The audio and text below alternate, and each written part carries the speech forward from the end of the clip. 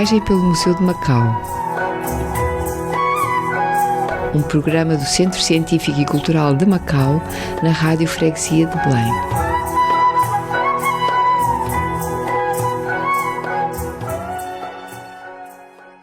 Bem-vindos ao programa Viagem pelo Museu de Macau.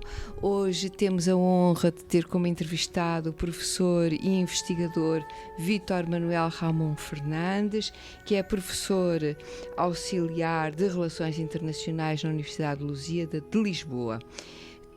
Os seus principais interesses são teoria das relações internacionais, política externa norte-americana, política das grandes potências e ordem internacional. É doutor em relações internacionais pela Universidade Nova de Lisboa, com uma tese intitulada A Natureza do Poder em Ramon Aron, a Ontologia e Epistemologia da Ordem Internacional. É mestre em Economia pela Universidade de Canterbury, Reino Unido. Tem um MBA e é mestre em Gestão de Empresas pelo ISCTE, Instituto Universitário de Lisboa.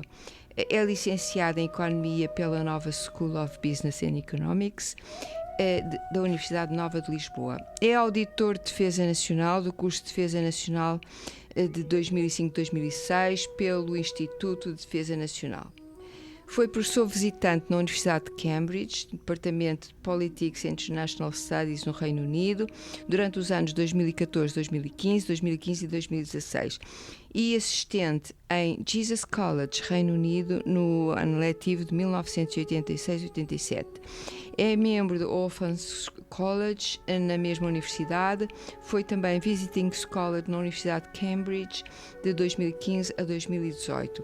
Tem mais de 25 anos de experiência nos mercados financeiros e, além disso, é comentador, analista ocasional sobre assuntos de política internacional na comunicação social, designadamente na RTP, SIC Notícias e Antena 1. É autor de artigos de opinião, designadamente no Jornal Expresso, no Diário de Notícias, no Público e no Jornal de Negócios. Enfim, tem um labor incansável em várias áreas, tem inúmeras publicações e gostaria de destacar nos programas de rádio o comentário sobre os ataques a Israel pelo Hamas, Antena 1, no Noticiário Nacional das 9, edição de Frederico Moreno, e ainda balanço da visita de Biden à Europa, a presença do líder dos Estados Unidos no Reino Unido e as conclusões da Cimeira da NATO sobre a Ucrânia, também na Antena 1, com o programa de Miguel Soares, e ainda o comentário sobre a eleição de Donald Trump, da Antena 1. Ora bem, este entre muitos trabalhos publicados em revistas indexadas e de referência, e ainda também a sua tese de doutoramento, que já tivemos a oportunidade aqui de citar, no âmbito das relações internacionais. Ora bem, muito bem-vindo ao nosso programa. É uma honra ter o professor connosco, o professor Vítor Ramon Fernandes connosco. E, antes de mais, gostaria de, uma vez que nós somos o Serviço Educativo do Centro Científico e Cultural de Macau e que estabelecemos um protocolo de parceria com a Universidade de Lusíada, onde o professor é professor auxiliar de Relações Internacionais, gostaria de saber se, a partir do momento em que foi firmado esse protocolo em 2023, se sente que, de facto, temos avançado e temos cooperado numa direção que lhe apraz. Muito bom dia, professora Ana Cristina, e bom dia também. Obrigado pelo convite, muito obrigado pela tão generosa apresentação. É um gosto, é um privilégio e uma honra estar aqui também. Muito obrigado pela oportunidade. Enfim, diretamente relacionado com o protocolo que referiu e com as atividades, isto é um protocolo que nasce, de facto, iniciado por mim, a verdade é essa, no âmbito, pelo menos, da Universidade de Lusíada, porque eu leciono uma cadeira no terceiro ano que se chama Ásia, Questões Políticas, Económicas e Sociais. É uma cadeira que eu ensino há vários anos. Eu leciono a cadeira, estou a lecioná-la neste momento, porque é uma cadeira de primeiro semestre, e devo dizer, enfim, que normalmente é uma cadeira que os estudantes gostam muito. Os estudantes gostam destas coisas mais viradas para os estudos da área, digamos assim, e em particular de áreas que são muito atrativas, como acontece com o caso da Ásia, por razões óbvias. A Ásia, que não é só a China, naturalmente, às vezes nós tendemos a confundir. A China é uma parte muito importante, mas não é só a China. Portanto, é de facto uma unidade curricular que cobre a Ásia no sentido mais genérico do termo, não exclui algumas coisas, alguns países que no âmbito dos estudos asiáticos são considerados Ásia, mas nós não consideramos no âmbito das relações internacionais. Estou a pensar no Irão, que é mais considerado Médio Oriente, embora os iranianos se considerem asiáticos e são do oeste da Ásia, mas é uma cadeira do Império Persa. Exatamente, mas é uma disciplina, uma unidade curricular muito, muito variada. Este protocolo que foi assinado, de facto, tem por objetivo um conjunto de atividades que eu penso que são, visto pelo menos do lado da Universidade de Lusíada, muito interessantes. Por um lado, temos desde já contado com a colaboração da parte da professora Ana Cristina Alves relativamente a aulas abertas. E, de facto, vai haver brevemente uma aula aberta, precisamente no âmbito dessa unidade curricular Ásia que eu acabei de referir, e que está já agendada. Enfim, e há grandes expectativas da parte dos estudantes e da minha parte também, e que vai ocorrer no Anfiteatro 1, tal como aconteceu designadamente no ano passado. Por outro lado também tem havido a organização de conferências, de colóquios, digamos assim, normalmente com o envolvimento dos estudantes, pelo chamado CEPRI, que é o Centro de Estudos Políticos de Relações Internacionais da Universidade. Portanto, é uma iniciativa fundamentalmente dos estudantes, no qual alguns professores, e eu próprio, têm, no meu caso pessoal, uma modesta participação, mas é de facto uma iniciativa da parte dos estudantes, e aí também, muitas vezes, já se organizou este tipo de iniciativas. Por outro lado também, eu também já tive uma modesta colaboração numa apresentação no ano passado, que foi a primeira vez nas conferências de primavera. Nas conferências de primavera, e não só eu, também pelo menos 2 colegas meus, se eu recordo bem. Ficou de organizar um painel, não foi? Foi organizado um painel, eu organizei um painel com 2 colegas meus, e houve aí uma intervenção também no âmbito E este ano vai continuar a cooperação para as conferências de primavera de 2025. Claramente, no fundo, o que se passa é esta parceria tem, no fundo, digamos, um conjunto de atividades, aulas abertas, como já referi, colóquios / conferências, enfim, a participação quer de um lado quer do outro, realizando no Centro Científico e Cultural de Macau ou na Universidade de Lusíada.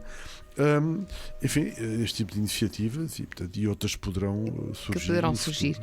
Pois nós somos o Centro Científico e Cultural de Macau e, portanto, a nossa vocação está muito ligada à manutenção e recuperação da memória histórica e da identidade de Macau. Considera que poderá Macau recuperar a sua vocação histórica de porta de entrada do Ocidente na China e de porta de saída da China para o Ocidente, já depois que deixa de ser a cidade do nome de Deus e passa a ser a região administrativa especial de Macau, ou seja, já depois de 1999, poderá continuar a manter esta vocação de porta de entrada e de saída de influências? O que é que pensa sobre o assunto? Eu tenho uma confissão a fazer, eu não conheço Macau no sentido de que eu nunca estive em Macau. Conheço Macau ainda há pouco tempo, por acaso. Vi um programa extremamente interessante sobre Macau, enfim, e de algumas das alterações que estão a ocorrer em Macau neste momento, enfim, também, que são importantes. Eu penso que não será a porta, eu diria que pode ainda ser uma das portas. Eu acho que neste momento temos uma Ásia, e a China concretamente, um bocadinho como um hub, não é? Com várias portas de entrada, e portanto acho que Macau pode ter o seu papel, enfim, com as limitações também. Portanto, é um papel geopolítico. Em termos geopolíticos, como é que pode funcionar e enquadrado no Fórum Macau que foi criado em 2003? Como é que pensa que pode funcionar isto em termos geopolíticos? Bom, o Fórum Macau tem um âmbito muito específico, não é? O Fórum Macau também já foi substituído de alguma forma por outras organizações, quer ligadas à questão da África, que é de onde surge a iniciativa do Fórum Macau, mas também por outras regiões, designadamente do Médio Oriente. Portanto, a China também já fez isso. Mas no âmbito do Fórum Macau, mais especificamente, o Fórum Macau surge no seguimento da passagem, pouco depois, e a lógica que está subjacente ao Fórum Macau é a China ter uma plataforma, se quiser, de comunicação com os diferentes países de língua portuguesa, cujas essas comunicações em África abrangem outros países que não de língua oficial portuguesa, mas no seu início o objetivo é de facto estabelecer essa plataforma de uma forma muito bilateral, não é uma forma multilateral, e isso é preciso também ter em consideração. Mas isso é muito a maneira como a China gosta de intervir e de dialogar e de estabelecer, são as regras de convivência que agradam à China, que é uma forma bilateral, e isso acontece com os outros fóruns também. Portanto, não há exceção do Médio Oriente, que passa de facto pela Liga Árabe. Mas nos outros casos, no fundo, este Fórum de Macau é uma plataforma que permite uma ligação bilateral da China com cada um dos países africanos que faz parte do Fórum Macau e que são países de língua oficial portuguesa. Mas hoje o Fórum Macau também já não tem a importância que já teve no passado relativamente à alternativa que existe, que é uma organização mais abrangente, enfim. Mas as coisas vão evoluindo e temos que nos adaptar. Mas o sentido geopolítico é este, é permitir, no fundo, e também ligado com outras plataformas, como a Rota a Rota da Seda, a nova Rota da Seda.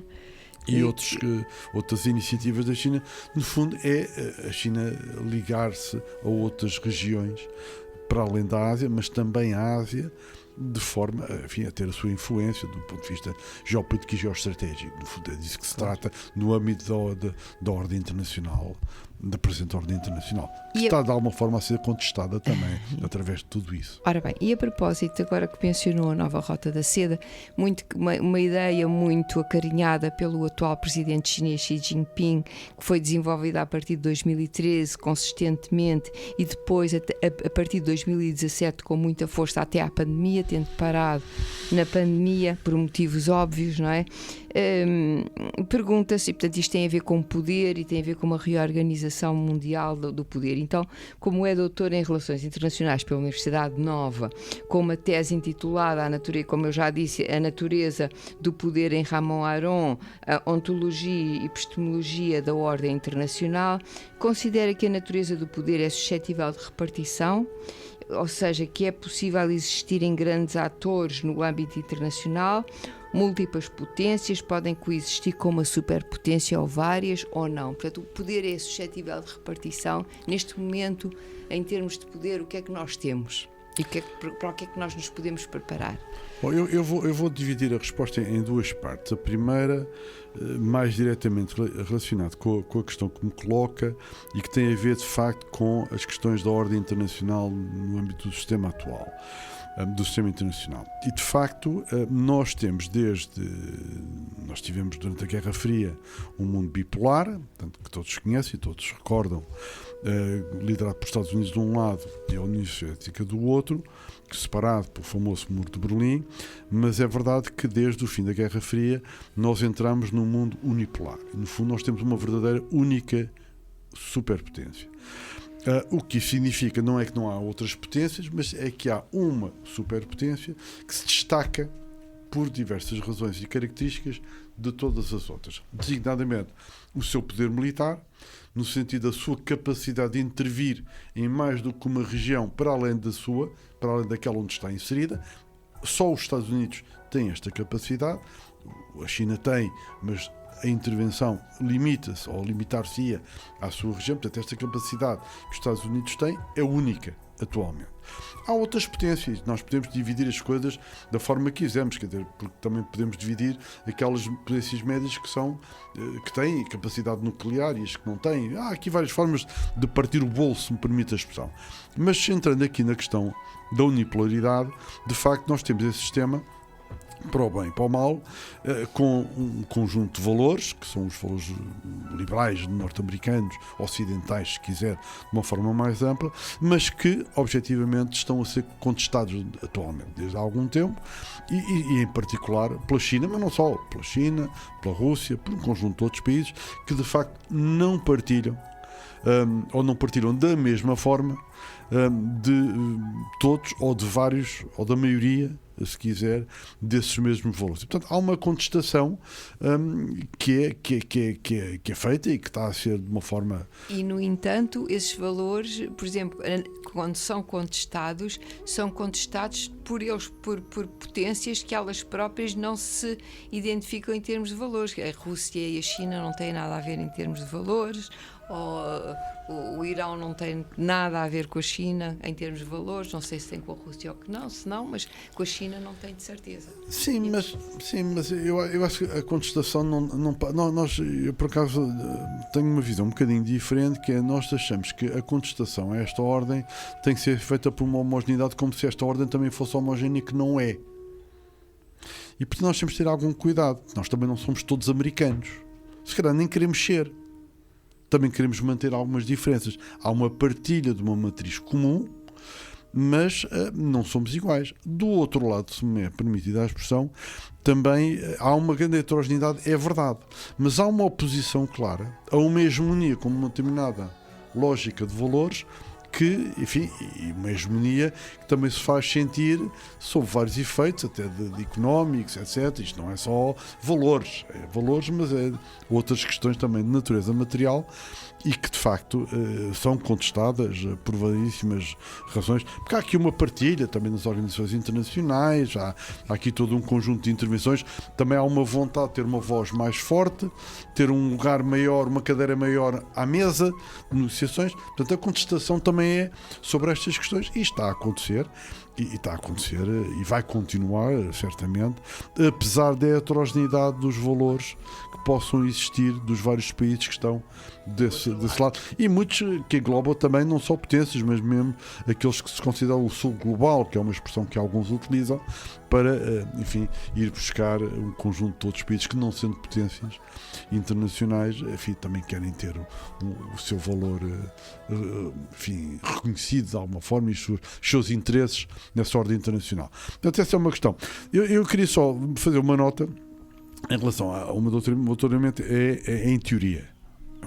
É um doutoramento em teoria, de facto abarca o poder, não se centra só no poder, centra-se na lógica de funcionamento da ordem internacional e tem por base um autor, Raymond Aron, enfim, que é uma mente brilhante, nascido um homem da Guerra Fria, nascido em 1905, muito conhecido em França, e que faleceu em 83, enfim, e que é um homem que sai de uma grande escola, Normal Sup, École Normale Supérieure em França, e é um trabalho de facto em teoria, que tem um autor que me serve de referência para depois andar a passear, se me é permitido a expressão, no âmbito da cadeira, da disciplina e das questões do poder, enfim, do funcionamento, das regras de convivência no âmbito da ordem internacional e do sistema internacional. Mas esta questão prática, que referiu, é de facto uma contestação importante que está a acontecer e que vai continuar, não é? Que se nota. Muito obrigada. E em relação aqui à política de neutralidade que a China tem vindo a seguir em termos internacionais, como é que, no fundo, analisa a posição chinesa de neutralidade, de não envolvimento nos conflitos? Há quem diga, ouve-se aí muita gente a criticar e a dizer que é uma posição hipócrita, mas de facto tem a ver com uma tradição chinesa muito antiga de não ingerência nos assuntos de outras potências, até por defesa, porque eles também não querem que depois vão lá ingerir-se nos seus próprios assuntos. Portanto, nós não nos metemos nos vossos assuntos e vocês não se metem nos nossos. E portanto nós somos ainda um país com uma grande muralha um pouco fechada. Nós não queremos ingerências externas. E é daí que eu explico esta política de neutralidade, que é real para mim, mas eu gostava de ouvir a sua opinião. Muito obrigado pela questão. A China, eu não sei se é legítimo falarmos assim tanto de isolacionismo, porque a China, contrariamente ao que se pensa, até tem sido ao longo do tempo, isto vem desde mesmo os finais do período da China Antiga, e no início da China Imperial, com a dinastia Han, portanto estamos a falar do ano 1200 e qualquer coisa, 200 e pouco antes de Cristo até 220, a China tem uma face extremamente aberta e enfim, há pessoas que conhecem muito melhor isto do que eu. Sobretudo na dinastia Tang, foram muito abertos. Mas mesmo antes da Tang, já na Han, muito antes da Tang, mas também na Tang, até na Coreia, com a intervenção na Coreia, é verdade, mas já na dinastia Han há muita parte do comércio, aliás, é aí que começa a Rota da Seda. Exato. É aí que começa a Rota da Seda, é na dinastia Han, não é na dinastia Tang. É na Han. E de facto, a China esteve sempre muito aberta a esse comércio, mas de facto com a precaução de não intervir. E de não ter. É que são coisas diferentes. Exatamente, é que são coisas diferentes. E não tentar impor os seus valores. Ela impunha-se de alguma maneira, porque era a China, o Império do Centro, e de facto os outros países e comerciantes vinham prestar vassalagem, mas também, quando traziam as suas prendas, o imperador também dava-lhes, retribuir com melhores prendas. Portanto, não era só um aproveitamento, pelo contrário, era uma oportunidade para a China e do imperador mostrar a grandeza da China com os seus valores. Portanto, há que saber ler estas questões. Depois há questões culturais, com o Cautau, etc. Mas isso são questões culturais, quer se goste, quer se não. Também tem a ver com a meritocracia, os exames. E tem a ver, exatamente, que é um outro elemento fundamental, exatamente, para exames de mandarinato, etc. Que depois acabaram com Mao Tse-tung, como sabemos, mas que hoje estão um bocadinho antes. Com a Primeira República, ainda com Sun Yat-sen, não foi? Com Sun Yat-sen. No final da primeira, no final ainda dos tempos imperiais, quando se tenta realmente começar a inovar, mas foi com Sun Yat-sen que sim, mas isso ainda é ao final da dinastia Qing e depois das guerras do ópio, daquela intervenção, que é uma coisa que a China não gostou de todo, por razões muito óbvias, mas que, enfim, a história é como é e nós não podemos alterar. Mas de facto há essa preocupação da China de não intervir nos outros países e não gosta que outros países o façam.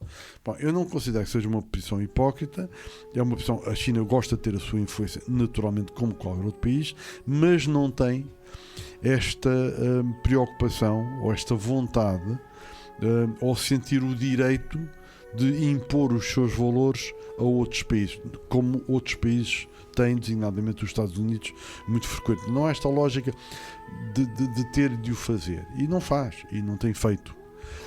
Portanto, há respeito. Nós no campo não é hipocrisia como uns dizem, não. Mas há um respeito natural por aquilo que é dos outros. Acautelando também os seus interesses naturalmente, claro. E os seus jogos de influência, claro. Como é natural. Nós temos que ter também, quando olhamos para a Ásia e para a China em particular, ter aqui um olhar um bocadinho menos ocidental. Também temos que mudar de lentes nos óculos. Exatamente. E tal como fazemos quando vamos para a praia, metemos óculos de sol, quando vamos para outros sítios metemos os óculos normais de visão, e temos que saber, se formos para dentro de água, metemos os óculos de mergulho. Portanto, há que saber mudar os óculos e as lentes em função do ambiente onde estamos e do que é que estamos a olhar. Mas isso, enfim, estava pano para mangas. Concordo inteiramente. E diga-me uma coisa, em relação ainda a propósito das relações, há pouco falava que a China gosta de estabelecer relações bilaterais, o que é absolutamente correto. Ainda em relação às relações bilaterais, agora centradas em Portugal e na China, verifica que tem havido desenvolvimento nestas relações bilaterais, nomeadamente quando nós pertencemos à União Europeia e há tantos problemas com a China em termos comerciais e dos carros elétricos, e só para citar os carros elétricos, mas há muito mais do que isso para falar. Portanto, considera que nós conseguimos manter umas relações bilaterais que não se deixam influenciar pela política da União Europeia, na qual nós também estamos inseridos, ou nós de facto seguimos a política da União Europeia sem incluir o nosso lado diplomático e a nossa diplomacia?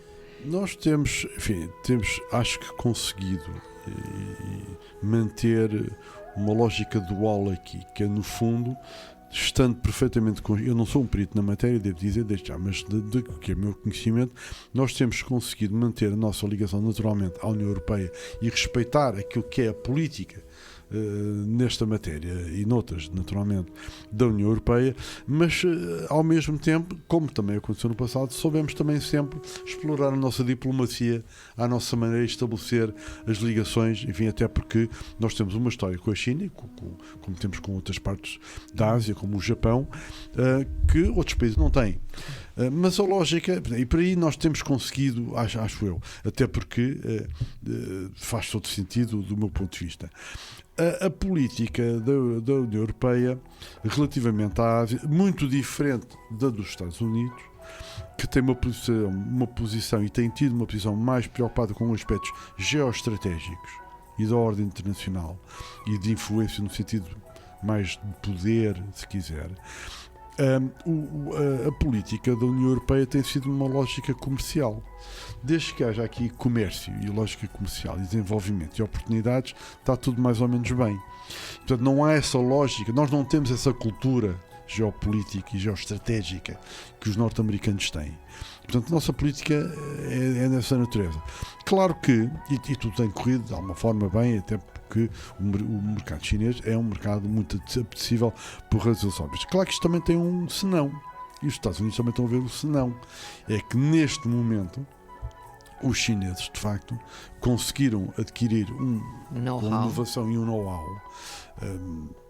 por diversas razões e de diversas formas, e que tem permitido estar na ponta, não é? Em muitas matérias, e em certos casos são uma verdadeira ameaça comercial, porque de facto quer os Estados Unidos, quer a Europa, já nem falo, porque está milhas atrás, está de facto muito aquém, muito atrás. E há de facto aqui uma vantagem em algumas áreas, no carros elétricos, claramente, da parte da China, e que, no meu entender, vai mesmo levar a que haja aqui uma alteração da política, ou seja, aquilo que tem sido um empurrão para o elétrico por diversas razões e com os quais eu tenho grandes dúvidas, porque põe outros problemas que não estão a ser acautelados. No caso da China, há um avanço tecnológico que, de facto, também vai fazer com que, e será porventura o elemento fundamental para fazer um bocadinho uma marcha atrás, ou pelo menos pôr travões às duas, se não às quatro rodas. Eu esta história dos elétricos faz-me pensar um bocadinho os plásticos. Há uns anos houve umas mentes brilhantes no nosso mundo que vieram com a ideia que era bom ter plástico. Acabaram com o vidro, destruíram a indústria do vidro, porque era mau por todas as razões, o que era bom era o plástico. Portanto, que era eterno e que era tudo muito bom. Essas mentes brilhantes deviam estar cá a explicar porque é que adotaram essas medidas, porque é que nos envenenaram os oceanos e porque é que, e explicar como é que com essa bondade toda nós temos a situação de poluição com os plásticos que temos atualmente. E portanto, eu acho que os elétricos, a história do elétrico não é a mesma coisa, mas se calhar anda lá a roçar-se, anda lá próximo, porque vai trazer problemas que não estão a ser cautelados. De vez em quando, nós, quer na União Europeia, quer no mundo, por interesses, ou de agendas próprias, ou de mostrar que inovaram, ou etc., aparecem umas mentes brilhantes, de tempos a tempos, com umas inovações que depois se mostra ao fim de 10, 20, 30 anos que aquilo foi uma catástrofe e que não fazia sentido nenhum. Mas pronto, vamos esperar para ver. Com a expectativa de poder estar cá para ver os disparates. Ora bem, e agora gostava de terminar com uma curiosidade, uma pergunta que tem mais a ver com nenhum de nós percebe nada de futurologia, não é adivinho, eu não sou geomante, com grande pena minha, mas de facto estamos num momento de grande tensão mundial e há grande medo por causa das eleições que se aproximam nos Estados Unidos, porque realmente os Estados Unidos continuam a ser a grande potência mundial. Portanto, pelas razões que já explicou o professor. De maneira que 5 de novembro está aí à porta e eu gostaria de saber se de facto estas eleições poderão influenciar a ordem mundial e de que maneira, para terminar. Estas eleições são ainda uma grande incerteza. Nós não sabemos de facto quem é que vai ser o vencedor. Sabemos que, mas está sempre a mudar, mais recentemente as sondagens, pelo menos nos estados oscilantes, apontam um bocadinho mais para o lado de Trump, mas que a diferença é relativamente pequena e de facto há uma oscilação e as coisas podem, mesmo em 3 semanas, alterar-se.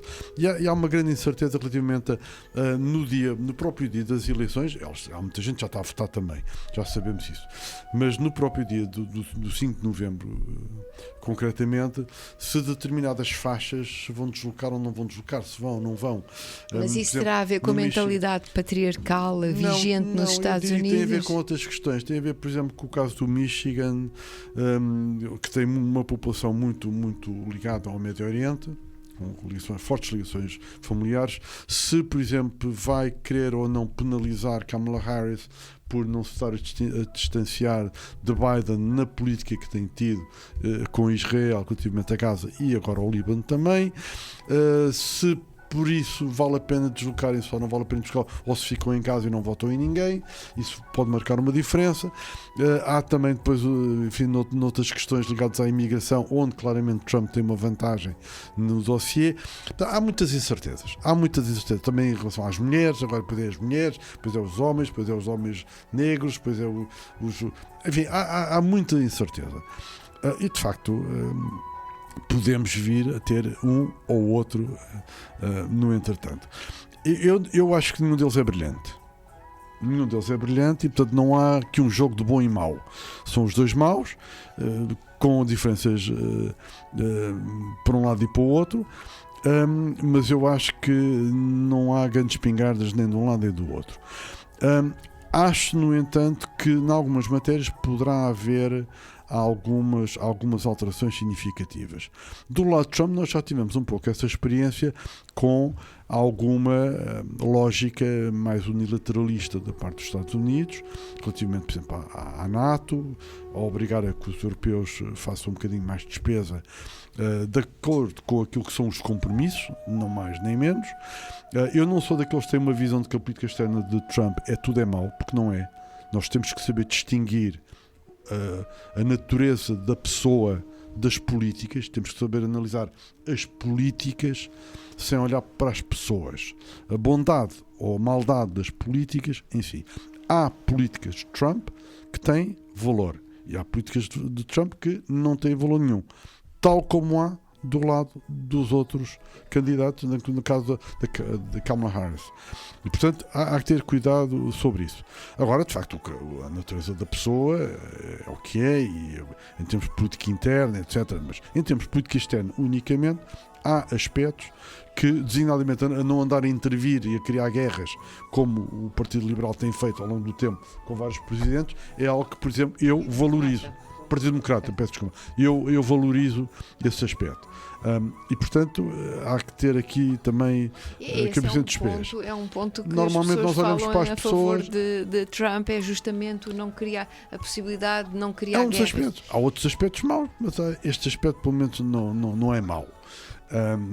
Agora, de facto, esse é um aspecto que pode ter uma alteração significativa no que toca aos europeus, à política europeia. Do lado dele há uma grande imprevisibilidade e ainda que eu concorde que as políticas devam ser separadas dos seus atores, um ator muito imprevisível pode levantar problemas. Há de facto um grande problema associado a uma grande incerteza, uma imprevisibilidade da parte dele e, portanto, há partes negativas, claramente. Não sei qual será a lógica que vai implementar a política relativamente à China, por exemplo. Acho que vai ser muito semelhante, porque na realidade ela não tem mudado. Desde Obama, pelo menos, não tem mudado. Um ou outro é a mesma coisa. Não vai alterar. Não altera. O que altera muito também é a forma, e a forma é importante. A forma não é só o conteúdo, a forma também é importante. E de facto aí Trump tem uma forma que é, enfim, horrível, que é uma coisa sem sentido. Vamos ver. Mas há alterações significativas na política interna. No Médio Oriente também pode acontecer, enfim, relativamente, embora ambos, e Trump também terá um apoio a Israel, como aconteceu no passado. Mas tem um apoio a Israel, mas é amigo de Putin. Há aqui umas contradições que não... Eu não sei se é amigo. Eu gosto porque estas ligações e estas isto mediaticamente passam.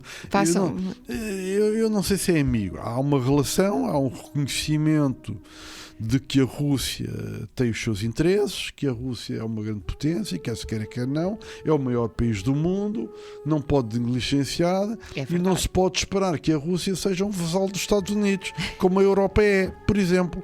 E isso para mim é aceitável. Agora, há outras formas de gerir as coisas, de aceitar, de gerir, de tentar gerir a relação com Putin, enfim, que eu não sei se é de amizade. Não sei se é de amizade. Eu acho que pode ser de ele considerar que Putin tem valor em termos de analista, em termos de geopolítica, em termos de geoestratégia. Isso tem. Para o bem e para o mal tem. Quer dizer, posso ter um ator, um líder político com que eu tenho total discórdias, mas reconhecer que ele é uma pessoa inteligente e com capacidade. São coisas distintas, não é? São coisas distintas. Eu, de facto, reconheço em Putin um valor estratégico, de análise, geopolítica e geoestratégica, que os líderes europeus não têm. Agora, concordo com ele, são questões diferentes. Mas desde o século XV, de Maquiavel, aliás, desde o século II a.C., na China, com Han Feizi, que nós temos o príncipe, e o príncipe pode fazer os jogos geopolíticos todos que quiser, porque de facto... E portanto vamos ver como é que a relação se passa, como é que a relação se passa também com os europeus, enfim, se vai ser da mesma forma como aconteceu no passado. Há uma imprevisibilidade maior, é verdade, enfim, mas vamos ver também como é que as coisas se passam, porque há aqui um kif-kif, como eu costumo dizer, há uma relação... nas sondagens pode ir para qualquer um dos lados. Muito próxima. E diga-me uma coisa, portanto, só para reforçar a sua opinião, é que de facto, seja o que nos interessa aqui é as relações com a China, seja o outro, não vai alterar nada. Enquanto que em relação à Europa, se for a Kamala a ganhar, altera, porque se calhar não vai fazer pressão sobre a NATO e sobre a Europa e NATO. Se for em relação à China, não há alteração nenhuma. Eu acho que em relação à Europa há uma alteração significativa. Acho que é mais positivo para a Europa se for Kamala Harris que ganha. Claramente, há uma relação, a relação transatlântica não terá nada fácil. A ver, é muito mais fluida, como tem acontecido com Biden e como aconteceu com outros, que não tem nada a ver com aquilo que será com Trump. Trump vai ser mais áspero, aquela visão jacksoniana, não é, do continente americano, não é? E portanto os europeus que tratem de si, portanto, há aqui uma relação muito diferente, como vimos no passado. Aí há uma grande diferença. Relativamente à China, aí eu penso que porventura não há uma grande alteração na política, como não tem havido no passado. No passado eu lembro-me, quando ele foi presidente dos Estados Unidos, ele iniciou uma guerra sim, mas comercial. Era a guerra comercial com a China. Continuou. E Kamala Harris vai manter. Até porque aí eu tenho a impressão, Kamala Harris não é uma grande conhecedora da política externa, não é? Eu recordo, ainda não há muito tempo, uma coisa que me fez alguma confusão. Kamala Harris chegou de uma viagem na Ásia e aterrou no aeroporto nos Estados Unidos, deu uma conferência e estava a falar de que tinha sido uma viagem muito proveitosa e onde tinha tido a oportunidade de falar com os líderes de um grande aliado dos Estados Unidos, que era a Coreia do Norte. E eu fiquei horripilado, mas isto foi dito na televisão por Kamala Harris. Ela queria dizer Coreia do Sul, com certeza. Mas não corrigiu e ninguém corrigiu. E, portanto, foi assim, eu também me engano muitas vezes, mas estas coisas são enganos, há enganos e há enganos. E eu também não sou vice-presidente dos Estados Unidos, sou um mero professor universitário, enfim, com todos os meus defeitos. Mas enfim, ela não é conhecida por ser uma grande conhecedora de política externa. Esse é que é um objetivo. Portanto, claro que não é ela que também decide, porque a política externa não é decidida por um presidente, seja o qual for, a não ser em ditaduras absolutas, que não é o caso. E, portanto, há um concurso, há aqui uma burocracia, há aqui o comitê, o Executive Policy, digamos assim, que trata destas coisas, e ela será aconselhada e, portanto, será, pelo menos para a Europa, claramente melhor que Kamala Harris do que Biden. Vamos ver. Muito obrigada por ter vindo, por estar aqui connosco na Rádio Freguesia de Belém. E estivemos aqui no âmbito da viagem pelo Museu de Macau, nas entrevistas, no espaço de entrevista, e tivemos de facto o privilégio de ter connosco um sábio em relações internacionais. De modo que, muito obrigada e espero que volte em breve a mais uma nova entrevista na Rádio Freguesia de Belém. Muito obrigado, o prazer foi meu, uma honra e privilégio. Muito obrigado.